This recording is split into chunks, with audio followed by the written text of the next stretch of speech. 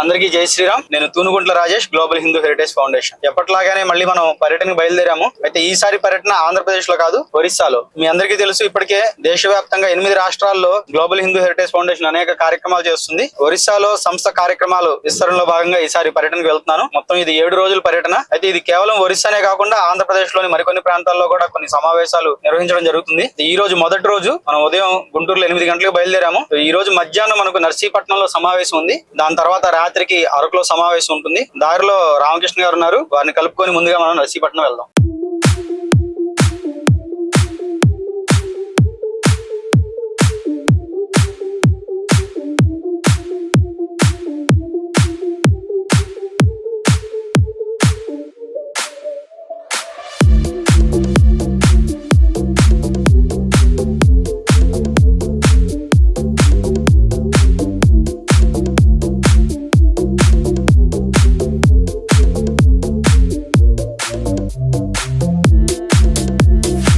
రామకృష్ణ గారిని పికప్ చేసుకున్నాము. మీకు ఆల్రెడీ వారి పరిచయమే. మనకు గతంలో అల్లూరి సీతారామరాజు కేంద్రంగా వారు గ్లోబల్ హిందూ హెరిటేజ్ ఫౌండేషన్ కార్యక్రమాలన్నీ పర్యవేక్షణ చేస్తూ ఉంటారు. కంబాలపాడులో విద్యాలయం, దేవాలయం నిర్మాణం కూడా వారి ఆధ్వర్యంలో జరిగింది. ఇంకా అనేక కార్యక్రమాలు వారి ఆధ్వర్యంలో జరుగుతున్నాయి. ఇక్కడ సంగతులు, ఇక్కడ విశేషాలన్నీ కూడా రామకృష్ణ గారు చెప్తారు. జై శ్రీరామ్. మన రాజేష్ గారు అంత దూరం నుంచి మళ్ళీ గిరిజన ప్రాంతానికి రావడం నాకు చాలా సంతోషంగా ఉంది. దాంతో పాటు రాజేష్ గారికి ఇంకొక అదృష్టం ఏంటంటే, ఇక్కడ గిరిజనులు నిర్మించుకున్న రామాలయం, ఆ గిరిజన ప్రాంతంలో నిర్మించిన రామాలయం, అక్కడ అన్నప్రసాదం పెట్టారండి. మా రాజేష్ గారిని ఆ రామాలయం దగ్గర తీసుకెళ్లి అక్కడ అన్నప్రసాదం తినిపించడం అవన్నీ చేశాం. అక్కడి నుంచి బయలుదేరి మేము నర్సీపట్నంలో కొంతమంది కార్యకర్తలను కలవడానికి ఈ ఏజెన్సీ రోడ్డు కొత్తగా వేస్తున్న ఈ బైబస్ రోడ్ లో ఏడుంపుల ఘాటి. ఏడుంపుల ఘాటి అంటే చాలా మందికి ఇక్కడ పరిచయం. ఇది చాలా బాగుంటుంది.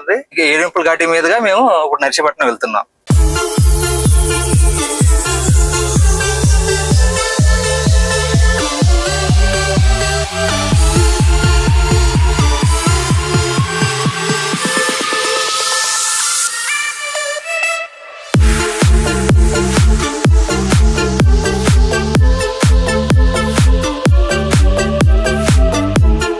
జై శ్రీరామ్. మేము నర్సీపట్నం వెళ్లే ప్రయాణంలో కృష్ణదేవిపేట, ఈ కృష్ణదేవిపేటలో మా డివిడి ప్రసాద్ గారు ఇక్కడ ఈ ఏరియాలో ధార్మిక కార్యక్రమాలు చేస్తారు. తన ప్రాణాన్ని పణంగా పెట్టి బ్రిటిష్ వాళ్ళకి కబురు పంపించి లొంగిపోవటం. ఆ లొంగిపోయిన తర్వాత అక్కడి నుంచి తీసుకొచ్చి రాజేంద్రపాలెం అని చెప్పేసి ఉంటుంది. ఆ రాజేంద్రపాలెం దగ్గరికి వచ్చిన తర్వాత ఒక చెట్టు కట్టేసి అల్లూరి సీతారామన్ కాల్ చేయడం జరిగింది. దాన్ని ఇక్కడ తీసుకొచ్చి ఇక్కడే అంత్యక్రియలు చేసినటువంటి చోటు ఇది. అలాంటి ప్రదేశంలో మనం ఉన్నాం.